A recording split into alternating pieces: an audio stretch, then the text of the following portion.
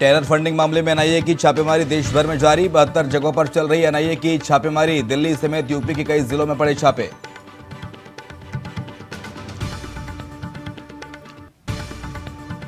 NIA ने सीतापुर के मोहम्मद अनस से की पूछताछ। अनस के खाते में बाहर से आया था पैसा। अनस से पहले भी हो चुकी है पूछताछ।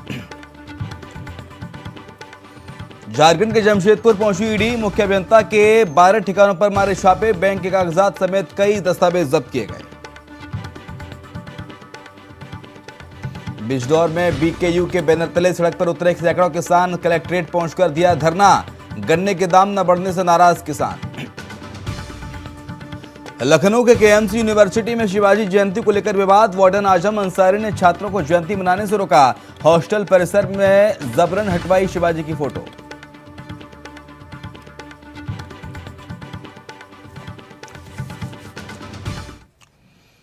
नमस्कार दोस्तों, स्वागत है आपका इंडिया वॉइस देख रहे हैं आप। मैं हूं आपके साथ शिवम सोनी। उपेंद्र कुशवाहा ने नीतीश कुमार से ब्रेकअप करके अपनी नई पार्टी का गठन कर लिया है, जिसके बाद बीजेपी के प्रदेश अध्यक्ष संजय जायसवाल अचानक आज उपेंद्र कुशवाहा से मिलने पहुंचे। संजय जायसवाल ने कहा कि मैं शिष्टाचार मुलाकात करने आया हूं और उपेंद्र कुशवाहा को शुक्रिया कहने आया हूं, क्योंकि उन्होंने राजनीति में एक नया मापदंड स्थापित किया है। राज्यपाल की ओर से मनोनीत होने के बावजूद उन्होंने इस्तीफा दे दिया है। नीतीश कुमार को उपेंद्र कुशवाहा से बहुत कुछ सीखने की जरूरत है। इधर उपेंद्र कुशवाहा ने कहा कि ये तो बस शुरुआत है। बिहार की राजनीति में अब हर दिन कुछ न कुछ महत्वपूर्ण ही होगा। आप आगे आके देखिए बिहार में क्या क्या होता है। शिष्टाचार के लिए मुलाकात करने आया हूँ, पटना आया हूँ और जिस प्रकार परिस्थितियां बनी, मैं उनका आभार और साधुवाद देने आया हूँ, क्योंकि पार्टी छोड़ना तो बहुत आसान है, पर वह राज्यपाल के द्वारा नामित विधान परिषद के सदस्य थे। लेकिन सर, और उसका भी उन्होंने इस्तीफा दिया है। कम से कम नीतीश कुमार जी को यह उनको भी करना चाहिए कि अगर वह दल बदल करके सत्ता प्राप्त करते हैं तो उनको भी जनता के पास जा करके और फिर से जनता से मैंडेट। बीजेपी कुशवाहा जी को साथ में रखेगी? कोई पार्टी इस तरह की कोई बात नहीं है। मैं एक शिष्टाचार मुलाकात करने आया हूँ। आज तो मैं पहली बार उनसे मिलने आया हूँ और उनको धन्यवाद ही देने आया हूँ। लेकिन आप लोग दोनों धन्यवाद किस बात का कि आपने नीतीश कुमार को छोड़ दिया?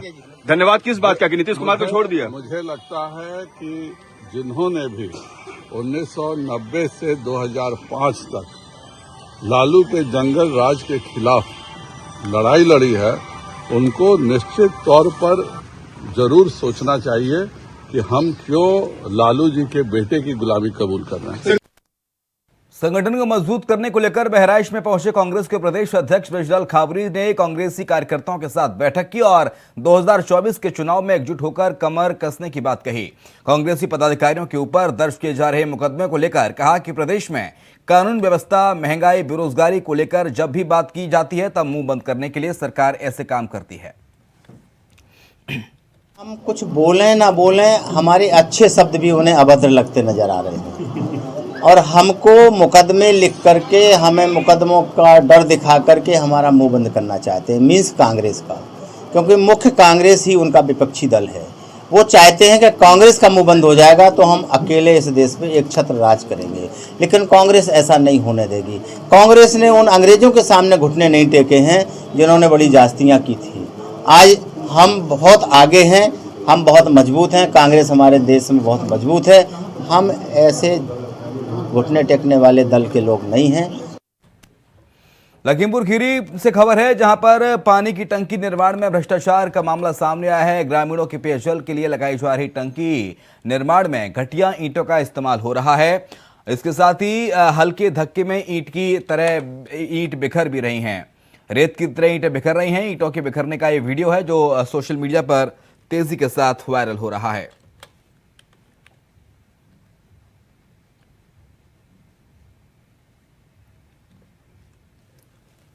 पानी की टंकी निर्माण में ये भ्रष्टाचार की खबर है। ग्रामीणों के पेयजल के लिए लगाई जा रही टंकी और टंकी निर्माण में घटिया ईंटों का इस्तेमाल हो रहा है। हल्के धक्के में रेत की तरह बिखर रही हैं ईंटें और ये घटिया ईंटें पानी की टंकी के निर्माण में लगाई जा रही हैं। भ्रष्टाचार का मामला जो उजागर हुआ लखीमपुर खीरी से, ये देखिए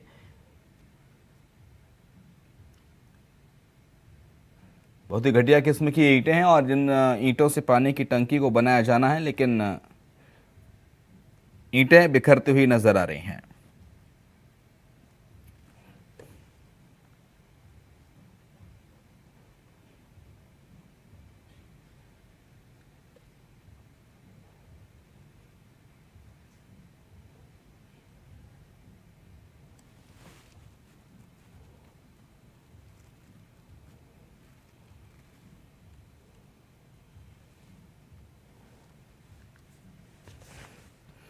तो पानी की टंकी निर्माण में भ्रष्टाचार की खबर सामने आई है लखीमपुर खीरी से और इतनी घटिया किस्म की ईंट इस्तेमाल की जा रही है कि ईंट को एक थोड़ा सा धक्का भी लगाते हैं तो ईंट रेत की तरह बिखर जा रही है। इतनी घटिया किस्म की ईंट है जो कि पानी की टंकी के निर्माण को लेकर ये इस्तेमाल की जा रही है और बेहद ही घटिया किस्म की ईंट हल्के धक्के में रेत की तरह बिखर रही है ईंटें।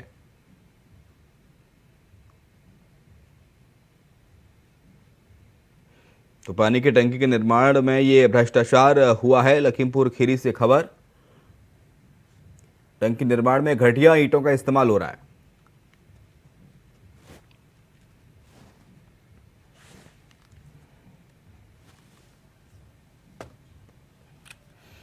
अब बात रायबरेली की, जहां पर लालगंज कोतवाली क्षेत्र से खबर है, जहां पर जुए में रुपए हारने से परेशान युवक ने जहरीला पदार्थ खा लिया। हालात उसकी फिलहाल नाजुक बनी हुई है। आपको बता दें कि उसे जिला अस्पताल में भर्ती कराया गया है, जहां उसका इलाज किया जा रहा है। रुपए बहन की शादी के लिए रखे थे उसने, जिसे उसने जुए में गवा दिया।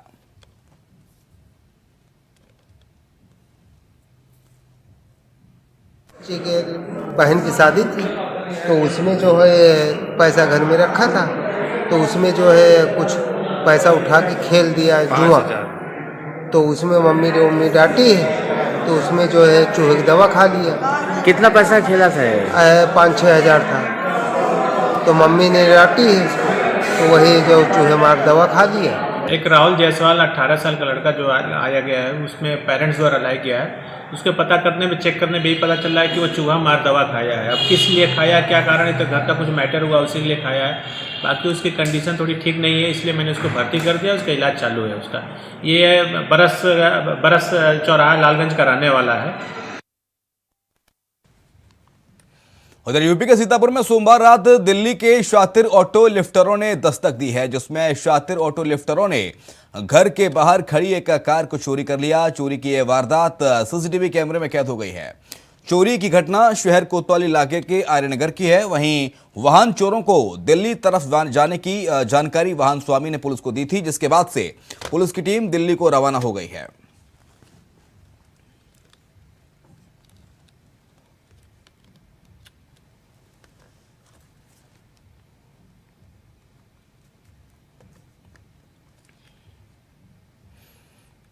और देवरिया से खबर, जहां पर भाटपा रानी रेलवे स्टेशन पर गैंगरेप हुआ है। युवती के साथ गैंगरेप किया गया। देवरिया में एबीवीपी कार्यकर्ताओं ने मोर्चा खोल दिया।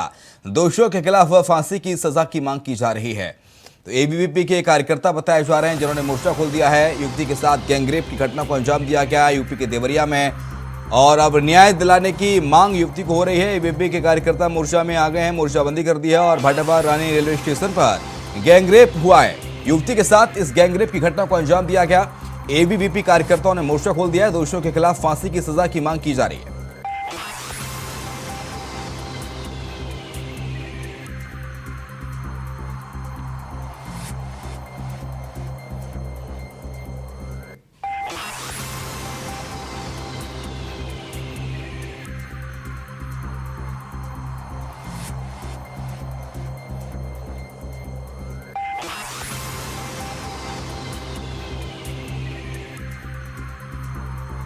एबीवीपी कार्यकर्ताओं ने मोर्चा खोल दिया है। देवरिया से खबर, भाटपा रानी रेलवे स्टेशन पर गैंगरेप की घटना सामने आई है। युवती के साथ गैंगरेप की घटना को अंजाम दिया गया। एबीवीपी कार्यकर्ताओं ने मोर्चा खोल दिया है फिलहाल।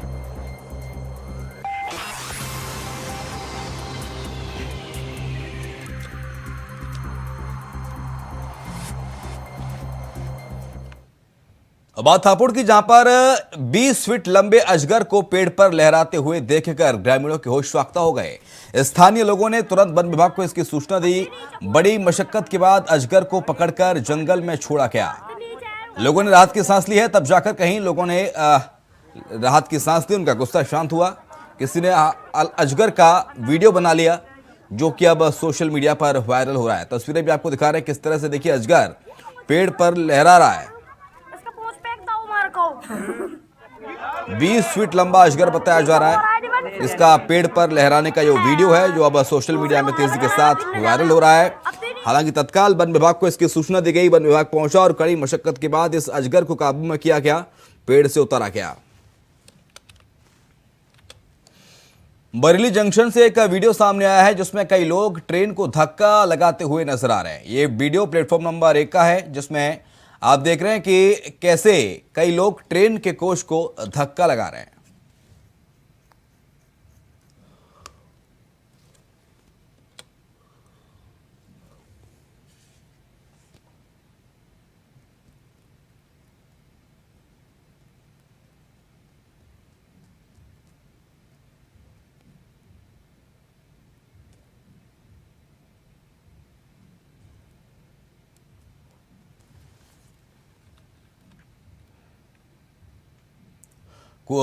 कासगंज जिले के सदर कोतवाली पुलिस को एक बड़ी सफलता हाथ लगी है। फेसबुक के जरिए सफलता हाथ लगी। फेसबुक पर पड़े तमंचे को लेकर फोटो से पुलिस असलाह फैक्ट्री तक पहुंच गई। पुलिस ने छापा मारकर असलाह फैक्ट्री संचालक समेत 2 आरोपियों को गिरफ्तार किया है। कब्जे से एक बंदूक, 3 तमंचे, 2 अधबने तमंचे, 12 तमंचों की नाल, इसके साथ ही कारतूस और हथियार बनाने का उपकरण भी बरामद किया है। फिलहाल पुलिस ने दोनों आरोपियों को गिरफ्तार करके जेल भेज दिया है।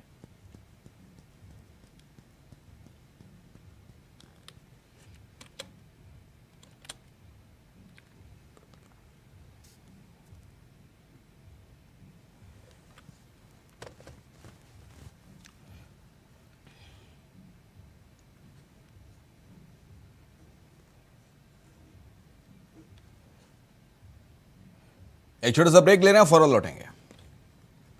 तो ब्रेक के बाद आपका स्वागत है। खबर बदायूं से, जहां पर तेज रफ्तार का कहर देखने को मिला है। निजी एम्बुलेंस ने टक्कर मारी है। हादसे में युवक की मौत हो गई। मालगांव मंदिर के पास ये हादसा हुआ है, जहां पर युवक की मौत हुई है। बदायूं से खबर, जहां पर युवक को टक्कर मारी गई।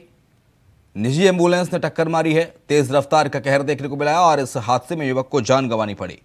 मालगांव मंदिर के पास की ये बदायूं की घटना बताई जा रही है, जहां पर एक निजी एम्बुलेंस ने ये टक्कर मारी है।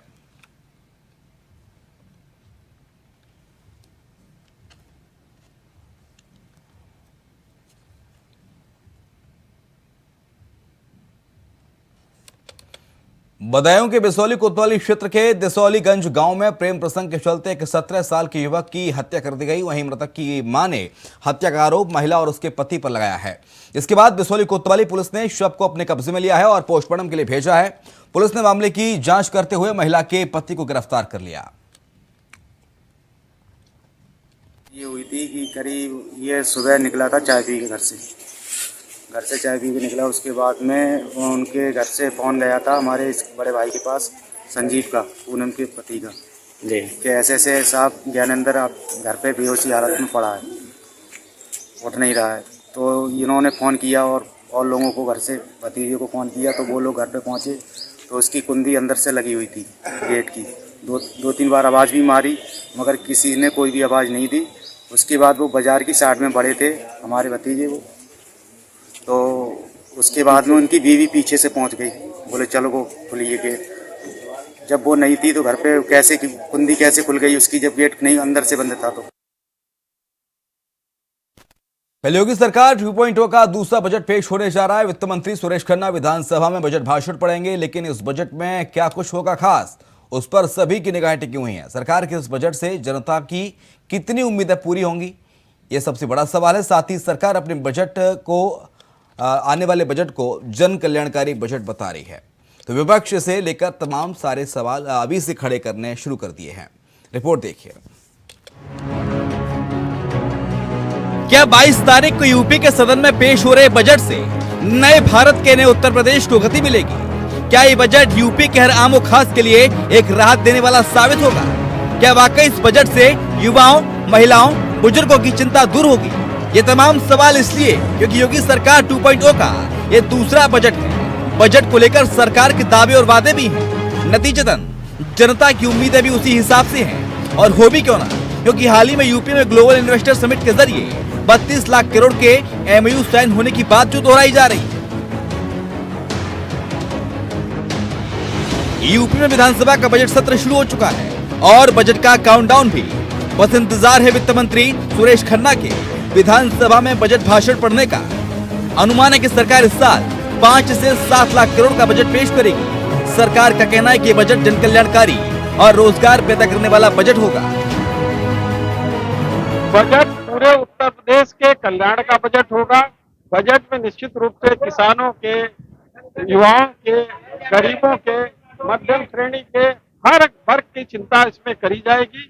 और जो स्वाभाविक रूप से भारतीय जनता पार्टी की जो नीतियां हैं, भारतीय जनता पार्टी ने जो संकल्प पत्र जारी किया था उसके आधार पर बजट बनाया गया है, तो निश्चित रूप से उन सभी बातों का समावेश इस बजट में होगा। कोई वर्ग इसमें अछूता नहीं रहेगा, छूटेगा नहीं। और बहुत जिस तरीके से केंद्र का बजट आया है उसी प्रकार से उत्तर प्रदेश का बजट आएगा, जिसमें रोजगार के बहुत ज्यादा अवसर भी सृजित होंगे और सभी का कल्याण इसमें होने वाला है। सरकार द्वारा जो बजट पेश होने जा रहा है, इस बजट में मुझे ऐसा लगता है कि एक अच्छा खासा पार्ट एलोकेट किया जाएगा बच्चियों की शिक्षा को लेकर के, क्योंकि कहीं ना कहीं योगी जी की ये नीति है कि स्त्रियों को और सशक्त करना है, बालिकाओं को सुशिक्षित करना है। और एक अच्छा बजट का पार्ट एलोकेट किया जाएगा एजुकेशन को। और उसके बाद ये नया उत्तर प्रदेश है, इस उत्तर प्रदेश को उत्तम प्रदेश बनाने की मार्ग पे योगी सरकार प्रशस्त हो चुकी है।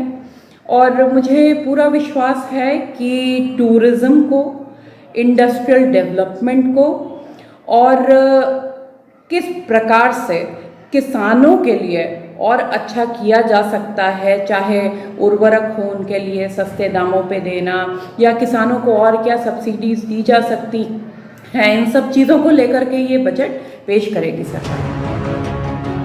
वहीं एक और सरकार बजट की तैयारी कर रही है तो विपक्ष इस बजट को छलावा बता रहा है।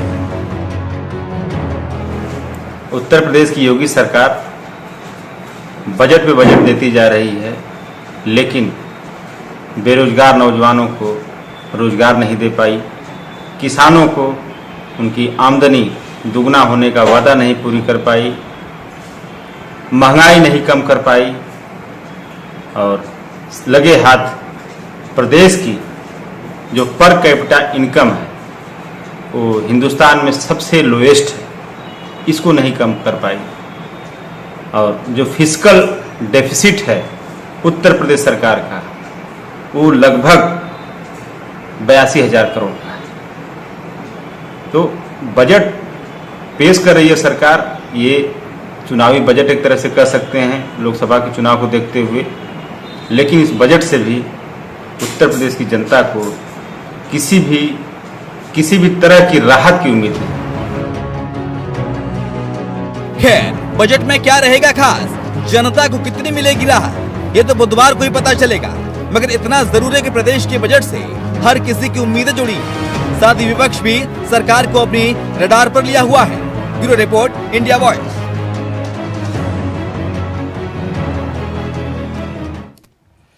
यूपी के उन्नाव में दबंगों का बोलबाला है, तभी तो दलित पीड़िता के घर पर दबंगों का कहर बरपा। दलित के घर पर दबंग हिस्ट्रीशीटरों ने मारपीट की और मारपीट में पीड़िता की मां घायल हुई है। पीड़िता के परिजनों की दुकान में दबंग ने आग लगा दी। पुलिस फिलहाल मामले की जांच की बात कह रही है।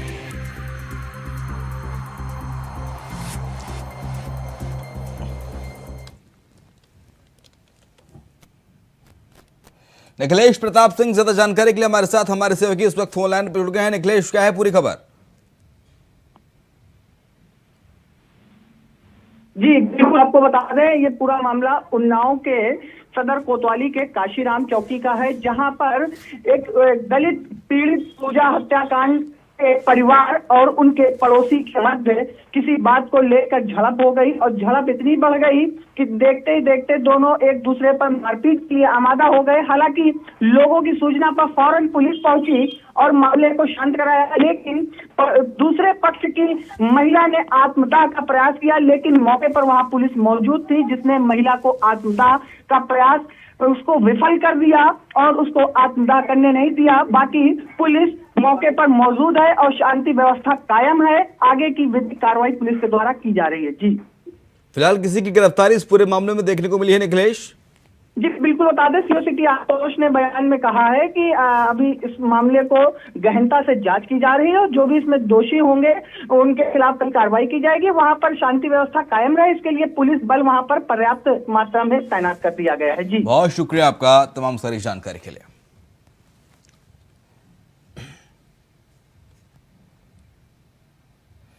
और इसी के साथ इस बुलेटिन में इतना ही। खबरें लगातार जारी हैं, देखते रहे इंडिया वॉइस।